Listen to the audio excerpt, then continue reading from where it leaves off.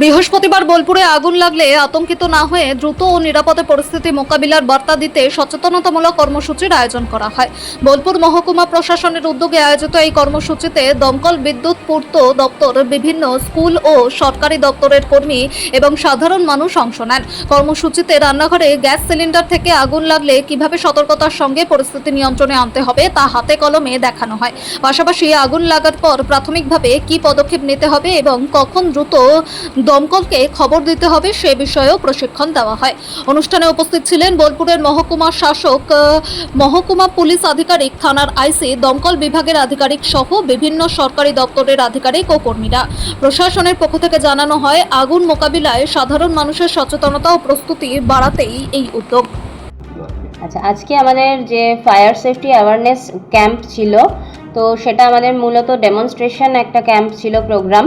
তো সেটা আমাদের এখানে যতগুলো সরকারি অফিস আছে এবং মিউনিসিপ্যালিটির আন্ডারে যতগুলো স্কুল আছে, এআই সাহেব এবং প্রত্যেকটি স্কুলের টিআইসি বা এইচএম, আর তাছাড়া একজন করে টিচারকে আমাদের ডাকা হয়েছিল।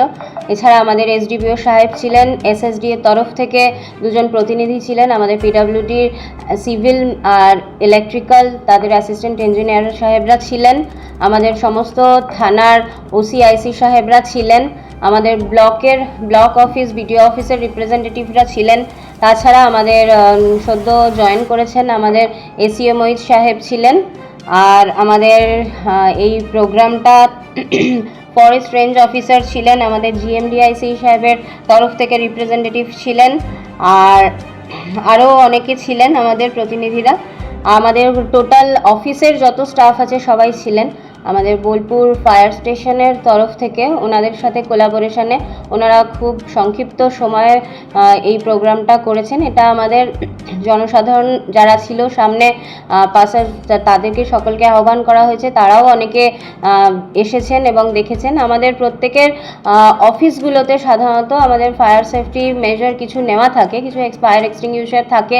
তাছাড়া আর যে জিনিসগুলো থাকে, আমরা সামান্য একটি আগুনের ফুলকি পুরো জীবনকে ধ্বংস করে দিতে পারে। এই সচেতনতা বার্তাটার মাধ্যমে সেই একটা ফুলকি যদি আমরা বন্ধ করতে পারি, অনেক বড় বিপদকে আমরা সেখানে অ্যারেস্ট করতে পারি। সেটার জন্য সামান্য ডেমনস্ট্রেশন আজকে ছিল, যদিও মানে খুব অল্প সময়ে। আরও আমরা রিকোয়েস্ট রাখবো আমাদের ফায়ার সার্ভিসের কাছে যে এটা আমরা খুব সংক্ষিপ্ত সময় করলাম, আরও বড় আকারে, আরও ভালোভাবে যাতে আমরা বুঝতে পারি, আরও ভালোভাবে প্রত্যেকে হাতে কলমে যাতে শিখতে পারি, কোনো বিপদ আসার আগে আমরা যেটাকে যাতে ঠেকাতে পারি, সেজন্য আরও বড় করে আমরা এটা করতে চলেছি।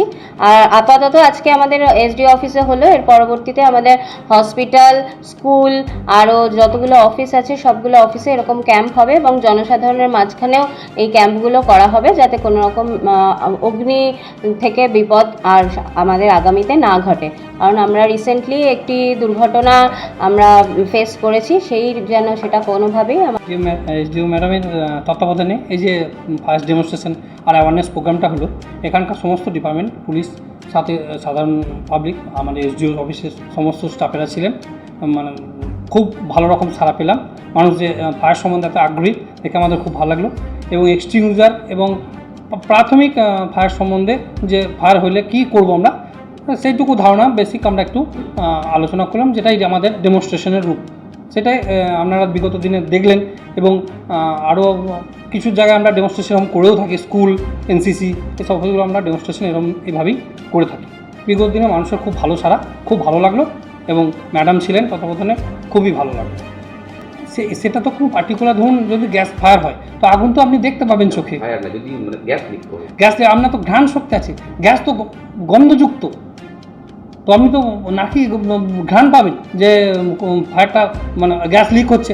তো আপনাকে তাৎক্ষণিক কী করতে হবে, গ্যাসের রেগুলেটরটা অফ করবেন এবং জানলা দরজা বাড়িতে যেগুলো আছে সব খুলে দেবেন এবং যে লাইটটা বা সুইচ বা কোনো রকম কোনো ইলেকট্রিক সরঞ্জাম বা কিচ্ছু রকম কোনো ব্যবহার করবেন না। আপনি যেমন আছে সেরকম থাকতে দিন।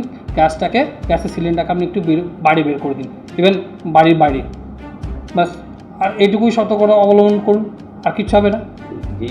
তার সেটা পার্সোনাল ব্যাপার, সেটা তার নিজস্ব ব্যাপার, তিনি কোথা থেকে নেবেন, কী নেবেন, তার ব্যাপার। এখন তো এক্সটিংগুইশার সবাই রাখছেন, সেটা তার ব্যাপার। এটা আপনাদের কাছ থেকে লাইসেন্স পাওয়া যাচ্ছে, এটা ঠিক আমার পক্ষে সম্ভব নয়।